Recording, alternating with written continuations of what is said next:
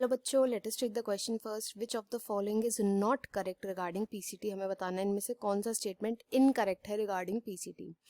It does not maintain the pH. It maintains the ionic balance of the body fluids. It absorbs HCO3 minus ions और it secretes hydrogen ions. ये हमें बताना है. तो यहाँ पे हम जो की कंसेप्ट यूज करेंगे वो होगा पीसीटी की स्टडी करेंगे. पीसीटी होता क्या है? It stands for proximal convoluted tubule. Proximal convoluted tubule वो ट्यूब्यूल होती है जो पहले अपीयर होती है. मतलब ये वाला जो ये पोर्शन है ना, ये ट्यूब्यूल वाला पार्ट, इसी को हम बोलते हैं पीसीटी.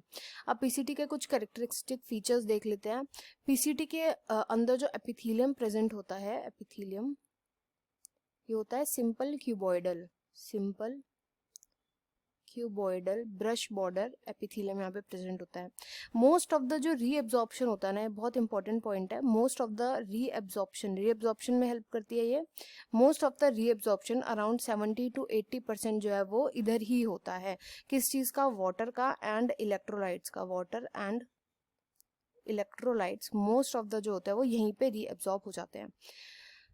एक और इम्पॉर्टेंट चीज है कि जब ये रीएब्जॉर्ब कर रहा होता है, ये साथ साथ रीअब्जॉर्प्शन तो करती है, साथ साथ सेक्रीशन भी करता है. तो अब ये सेक्रीट किस चीज को करता है? सेक्रीट करता है ये HCO3 माइनस आयंस को. एंड एब्जॉर्ब किसको करता है? रीएब्जॉर्ब. रीएब्जॉर्प्शन होता है काफी सारे प्रोटॉन्स का, जैसे कि हाइड्रोजन आयंस हो गए, पोटेशियम आयंस हो गए, अमोनिया हो गया, इन सब का रीएब्जॉर्प्शन होता है. तो ये कुछ मेन चीजें थी.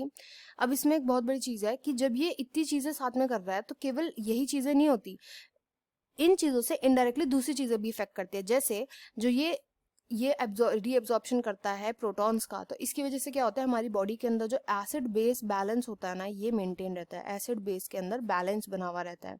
साथ ही साथ जब ये इसको सिक्रीट करता है, इसने प्रोटॉन्स को एब्जॉर्ब तो किया ही है, साथ में जब इसने HCO3 माइनस को सेक्रीट किया है तो ये क्या करता है? पीएच को मेंटेन करने में हेल्प करता है.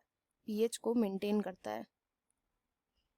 पीएच को मेंटेन करने में हेल्प करता है. तो ये इनडायरेक्टली काफी चीजों में हेल्प भी करता है. नॉट ओनली ये सब जो इसके फंक्शन वो तो है ही है, इनडायरेक्टली ये दूसरे प्रोसेसेस को भी इफेक्ट करते हैं. तो हमें बताना है. अब यहाँ पे हम ऑप्शंस को देखते हैं. तो पहला ऑप्शन बोल रहा है it does not maintain the pH, तो ये इनकरेक्ट हो गया. ये पीएच को भी मेंटेन करने में ये हेल्प करता है, इसलिए first statement is incorrect. Second बोले it maintains the ionic balance of the body fluid. देखो आयोनिक बैलेंस तो है ही कि जब ये प्रोटॉन को एब्जॉर्ब कर रहा है तो साथ साथ जो इलेक्ट्रॉन्स होते हैं, मतलब HCO3 माइनस नेगेटिव चार्ज वाले जो आयंस होते हैं उनको ये रिलीज भी कर रहा है.